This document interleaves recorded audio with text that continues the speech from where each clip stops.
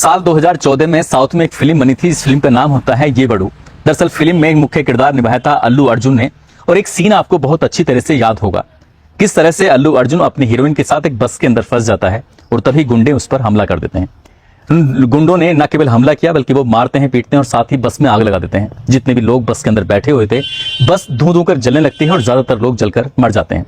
अब फिल्म का आधा भाग तो खत्म हो चुका था। फिल्म का जब आधा भाग शुरू होता है तो पता चलता है कि जो हीरो है अल्लू अर्जुन, वो मरा नहीं बल्कि जिंदा है।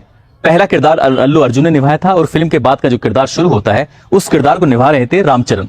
बस चेहरा बदल गया था। एक लड़की इस फिल्म को लगातार देख रही थी। एक बार नहीं, दो बार नहीं, बल्कि 7 बार लगातार इस फिल्म को देखा और देखने के बाद अपने प्रेमी को फोन किया, कहा कि मैं एक फिल्म भेज रही हूं, इस फिल्म को तुम्हें जरूर देखना चाहिए। अब उसके प्रेमी ने इस फिल्म को देखना शुरू किया और देखकर वो इसी सीन पर, जो बस का सीन होता है, उस पर जाकर रुक जाता है। एक बार नहीं, दो बार नहीं, वो भी 8 से 10 बार इस फिल्म को लगातार देखता है। कहते हैं कि बहुत सारी सच्ची घटनाओं पर आधारित फिल्में बनती हैं जो आसपास के माहौल से तैयार की हुई कोई घटना होती हैं, लेकिन आज की कहानी जो मैं आपको सुनाने जा रहा हूं, इस कहानी में इस फिल्म से पूरा का पूरा दृश्य चुराया गया था, पूरा का पूरा दृश्य कॉपी किया गया था और उन्हें कोशिश की थी कि एक ऐसा कत्ल करेंगे कि कत्ल कभी खुलेगा नहीं, कातिल कभी पकड़े नहीं जाएंगे। लेकिन यह भी कहा जाता है कि कत्ल या कातिल या फिर कोई भी क्राइम करने वाला कितना ही शातिर क्यों ना हो, लेकिन कभी भी क्राइम छिपता नहीं है अगर पुलिस अपनी सिपा जाए तो। आज की कहानी में कुछ ऐसा ही होता है। आदाब, नमस्कार, सत श्री अकाल, मैं उस्मान सैफी। आज की जो सच्ची घटना मैं आपको सुनाने जा रहा हूं, सच्ची घटना है तेलंगाना प्रदेश का एक शहर है नगर कुरनल। दरअसल इसी नगर कुरनल शहर की एक लड़की, एक महिला है, और वो महिला एक हैदराबाद के बहुत मशहूर हॉस्पिटल में जाती है और उस हॉस्पिटल में जाने के बाद एक नर्स से कहती है कि मेरा जो बेटा है, वो बेटा मेरा आईसीयू में भर्ती है और मैं उसके लिए मटन सूप बनाकर लेके आई हूँ। जैसे ही वो नर्स ये बात सुनती है वो खुश हो जाती है, कहती है ठीक है, आप तो नहीं जा सकती लेकिन आपका बनाया हुआ खाना अंदर जा सकता है। वो नर्स उस मटन सूप को लेकर वहां से अंदर जाती है। आईसीयू में जाने के बाद उस मरीज के पास जाकर कहती है कि तुम्हारी जो माँ है ना, उन्होंने ये मटन सूप भेजा है, तुम इसे खा सकते हो। जैसे ही वो व्यक्ति सुनता है उसके बाद उसको उल्टियां आने लगती हैं। वो कहता है कि मैं वेजिटेरियन हूं, नॉन वेजिटेरियन बिल्कुल भी नहीं हूं, मुझे मीट, मछली, मांस वगैरह से दूरी रहती है, मैं बिल्कुल भी नहीं खाता। और जब ये बात वो नर्स सुनती है तो उसे बड़ा आश्चर्य होता है। वो उस मटन सूप को लेकर सीधा पहुंच जाती है उसी महिला के पास और जाकर कहती है कि आप कह रही थी आपके बेटे को ये मटन सूप दे दिया जाए, लेकिन आपका बेटा तो मटन सूप खाता ही नहीं है और वो कह रहा है कि वो तो वेजिटेरियन है। महिला को यकीन नहीं हुआ। वो महिला सीधा डॉक्टर के पास जाती है और डॉक्टर के पास जाने के बाद कहती है कि मेरा बेटा ऐसा मना कर ही नहीं सकता, शायद ये किसी गलत व्यक्ति को मेरा हाथ का बनाया हुआ मटन सूप देके आए हैं। लेकिन जो बीमारी थी उस बीमारी में ये मटन सूप बहुत अच्छे से काम कर सकता था। और डॉक्टर भी ये बात सुनता है तो डॉक्टर को भी यकीन नहीं होता। डॉक्टर कहते हैं कि कुछ ही देर के बाद मैं विजिट करूंगा, इसलिए आप थोड़ा सा वेट करिए, इंतजार करिए। अब एक काम करना, जब मेरे साथ चलना और जाकर अपने बेटे को खुद अपने हाथ से खिला देना। डॉक्टर की बात सुनकर माँ को थोड़ी तसल्ली हो जाती है। माँ कहती है ठीक है, मैं इंतजार करूंगी। कुछ देर के बाद डॉक्टर वहां जाता है, आईसीयू में जाकर अलग अलग मरीजों से जाकर बातचीत कर रहे थे। इसी बीच में कहते हैं कि जाओ अपने बेटे को ये मटन सूप अपने हाथों से खिला दो, कोई दिक्कत नहीं है। और जैसे ही वो महिला अपने बेटे को मटन सूप खिलाने की कोशिश कर रही थी तो उस लड़के ने साफ इनकार कर दिया कि मुझे ये मटन सूप नहीं खाना है, मैं बिल्कुल भी नहीं खाता, मैंने आज से पहले कभी मीट, मांस, मछली कुछ नहीं खाया। माँ ने ये बात सुनी और माँ को यकीन नहीं हुआ कि ये कैसी बात कर रहा है। तभी माँ ने उस लड़के को देखा जिसने एक बनियान पहना हुआ था, क्योंकि उसका जो चेहरा था, उसका शरीर के अलग अलग हिस्से तेजाब से बहुत बुरी तरह से जल चुके थे। उसकी माँ ने लगभग 6 लाख रुपए पिछले 6 दिनों में उसके इलाज के लिए भी खर्च कर दिए थे। और माँ ने जब ये बात सुनी तो माँ को यकीन नहीं हुआ। यहाँ से सीधा माँ हॉस्पिटल से निकलती है, नजदीकी पुलिस स्टेशन जाती है और जाने के बाद कहती है कि जो हॉस्पिटल के अंदर भर्ती है वो उसका बेटा हो ही नहीं सकता। उसके बेटे का नाम सुरेंद्र रेड्डी उर्फ एम सुधाकर रेड्डी होता है, जिसकी उम्र लगभग 27 साल के आसपास होती है। पुलिस वालों ने पूरी बात सुनी। पुलिस वालों ने बात सुनने के बाद कहा कि तुम परेशान हो रही हो, वो तुम्हारा ही बेटा होगा, ऐसा कैसे हो सकता है।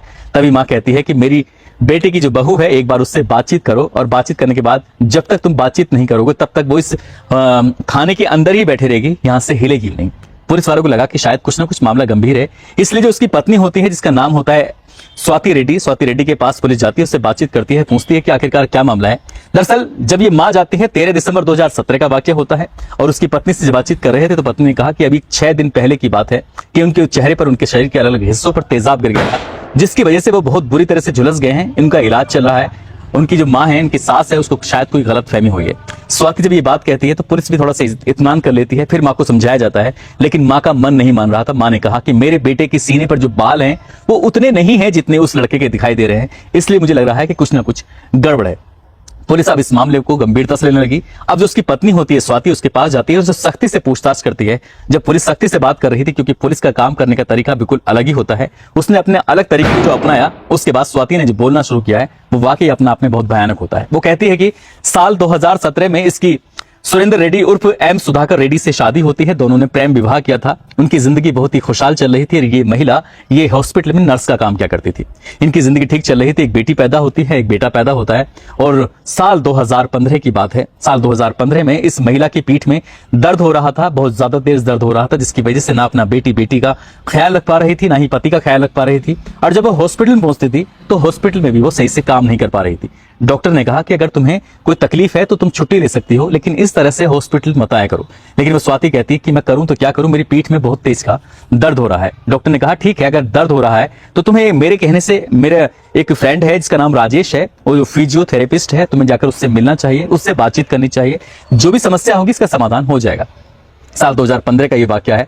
ये डॉक्टर के पास जाती है, यानी कि फिजियोथेरेपिस्ट के पास जाती है। वहां जाने के बाद अपनी समस्या बताती है और जैसी समस्या बताती है वो उसका इलाज शुरू कर देता है। उसे लगातार 3-4 दिन तक यहाँ फिजियोथेरेपिस्ट के पास आना था, इसके इलाज लेना था। और इसी बीच में इलाज करते करते कब ना जाने इस महिला को एक बार फिर से प्यार हो जाता है। पहला प्यार उसको सुरेंद्र रेड्डी से हुआ था और दूसरा प्यार इसको हो जाता है बी राजेश, जो कि फिजियोथेरेपिस्ट होता है। और जब ये दोनों एक दूसरे से प्यार करने लगते हैं तो अब तक इसकी पीठ में दर्द था, लेकिन पीठ के दर्द के अलावा भी वो कभी कभार उसके क्लिनिक पे आ जाया करती थी। अब इन दोनों के बीच में न केवल दोस्ती होती है, प्यार होता है, बल्कि दोनों के बीच में शारीरिक संबंध भी बनने लगते हैं। और धीरे धीरे करके ऐसे वक्त गुजर रहा था। जब जब इस महिला का यानी कि स्वाति का पति घर पर नहीं होता था, तब तब वो मौका पाते ही इस अपने फ्रेंड को यानी कि फिजियोथेरेपिस्ट दोस्त को बुलाती थी घर पर और दोनों इत्मीनान से रहते थे। लेकिन एक दिन ऐसा होता है, अचानक ही ये इसका जो पति होता है सुधाकर रेड्डी, वो घर आ जाता है और अपनी पत्नी को उसके साथ वो आपत्तिजनक स्थिति में देख लेता है। अब इसका जो पति होता है सुधाकर रेड्डी, वो अपनी पत्नी स्वाति से कहता है कि जो हुआ है सो हुआ है, इसे यहीं खत्म कर दो और ये जो कर रही हो वो तुम बहुत बुरा कर रही हो। वो व्यक्ति अपनी पत्नी को समझाता है और उसकी गलती को माफ भी कर देता है, लेकिन वो महिला होती है कि उसको मौका चाहिए था। किस तरह से वो अपने प्रेमी के साथ रहे, उसके साथ वक्त बिताए। धीरे धीरे करके 2 साल गुजर जाते हैं और 2 साल गुजरने के बाद अब ये राजेश जो होता है, जो उसका प्रेमी होता है, प्रेमी कहता है कि ठीक है, यहां से भाग चलते हैं कहीं दूर, एक अलग जिंदगी जिएंगे, तुम अपने बच्चों को छोड़ो, पति के पास ही छोड़ दो, मेरे साथ रहो, हम लोग साथ रहेंगे। तभी वो एक दिन बैठे बैठे एक फिल्म उसकी केबल टीवी पर आ रही थी और उस फिल्म को देखते देखते उसने एक बार नहीं 7-8 बार उस फिल्म को देखा और 7-8 बार फिल्म देखने के बाद कहा अपने प्रेमी से कि तुम्हें भी ये फिल्म देखनी चाहिए। किस तरह से एक हीरो जो एक पिक्चर में हाफ का कुछ और चेहरा दिखाया जाता है, हाफ के बाद कुछ और चेहरा दिखाया जाता है, तभी प्लानिंग करते हैं कि क्यों ना अपने पति यानी कि इस सुधाकर रेड्डी को मार दिया जाए और मारने के बाद इसका चेहरा तुम्हें दे दिया जाए। अब इसकी प्लानिंग कर रही थी उन्होंने, प्लानिंग ठीक बिल्कुल जैसे चाह रहे थे बिल्कुल वैसे ही करते हैं। 27 नवंबर 2017 का ये वाकया है, जब सुबह के 7 बज रहे थे, क्योंकि उसका पति हमेशा देर से सो के उठता था और जैसे ही उसका पति देर से सो के उठा तो उसको एक ऐसा नशीला इंजेक्शन दिया जिसको नशे का इंजेक्शन लेते ही उसकी हालत और ज्यादा बिगड़ जाती है। और तभी मौका पाते ही उसके सर पर एक भारी वस्तु मारी जाती है और भारी वस्तु मारने के बाद उसकी वहीं मौके पर मौत हो जाती है। इसकी लाश को ये कब्जे में लेते हैं, लगभग अपने उस शहर यानी कि नगर कुरनल से यहां से लगभग 20 किलोमीटर दूर जंगल की तरफ जाते हैं और ये प्रेमी प्रेमिका मिलकर उसके शव का अंतिम संस्कार कर देते हैं। अब यहां तक तो सब कुछ ठीक था, अभी तक किसी को पता नहीं चला। अब सुधाकर रेड्डी तो हमेशा हमेशा के लिए मर जाता है, खत्म हो जाता है, लेकिन अब पहचान देनी थी, इस प्रेमी को बनाना था सुधाकर रेड्डी। और इसके लिए वाकई उसके चेहरे पर जगह जगह पेट्रोल उसका एक प्रेशर के साथ डाला जा रहा था और उसके चेहरे पर आग लगाई जा रही थी। कभी चेहरे पर तो कभी गाल पर, कभी सीने पर, अलग अलग जगह से जब पूरी तरह जल जाता है, ये एक डॉक्टर से जाकर बातचीत करते हैं कि अगर किसी का चेहरा जल जाए तो उसका चेहरा कैसे ठीक होगा। ये हैदराबाद का मशहूर हॉस्पिटल होता है। वो कहते हैं कि ठीक है, उसकी प्लास्टिक सर्जरी कर दी जाएगी और प्लास्टिक सर्जरी होने के बाद सब कुछ ठीक हो जाएगा। यानी कि जो प्रेमी है अब उसे पति का रूप दिया जाना था।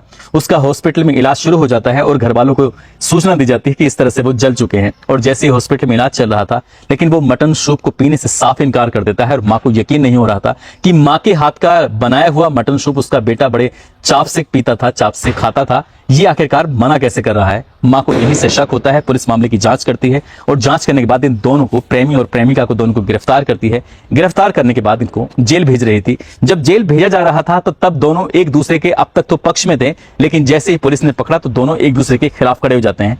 यानी कि प्रेमी कहता है कि मैं तो इस महिला को लेकर यहां से भागना चाहता था, दूर रहना चाहता था, एक नई जिंदगी जीना चाहता था, लेकिन इसी ने कहा कि मेरे पति को मारकर तुम उसका चेहरा ले लेना और चेहरा लेने के बाद फिर एक नई जिंदगी हम जिएंगे, दोनों बच्चों के साथ रहेंगे। जो बेटा और बेटी हैं उनको शायद उस लड़के के परिवार वालों ने, यानी कि सुधाकर रेड्डी के परिवार वालों ने लेने से इनकार कर दिया था, इसलिए उस महिला का जो पिता होता है लिंगा रेड्डी, उस लिंगा रेड्डी ने उन दोनों बच्चों को, बेटा बेटी को, अपने बच्चों की तरह पालना शुरू कर दिया। कहते हैं कि कोई भी बच्चा अपने बिना माँ बाप के शायद अच्छे से पल ही नहीं सकता, कोई भी उनकी अच्छे से खातिर कर ही नहीं सकता, वो अच्छे से उनकी एक नई जिंदगी दे ही नहीं सकता।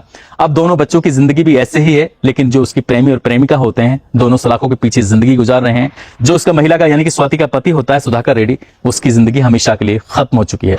उन्होंने प्लानिंग तो बहुत ही शानदार की थी। शायद ये मटन सूप अगर वहां हॉस्पिटल में ना पहुंचा होता तो शायद इस घटनाक्रम का कभी खुलासा नहीं होता, क्योंकि दोनों के जो चेहरे थे वो लगभग काफी तौर तरीके से मिलते जुलते थे, दोनों की कदकाठी काफी मिलती जुलती थी, दोनों एक जैसे दिखने में लगते थे। लेकिन ये भी कहा जाता है कि क्राइम को कितने भी शातिर तरीके से क्यों ना कर लिया जाए, क्राइम कभी छिपता नहीं है, और इस घटना में भी ऐसे ही होता है। जब इस घटनाक्रम का खुलासा हुआ तो लोगों को यकीन नहीं हुआ कि एक फिल्म का दृश्य देखने के बाद उन्होंने किस तरह से कत्ल की प्लानिंग की थी।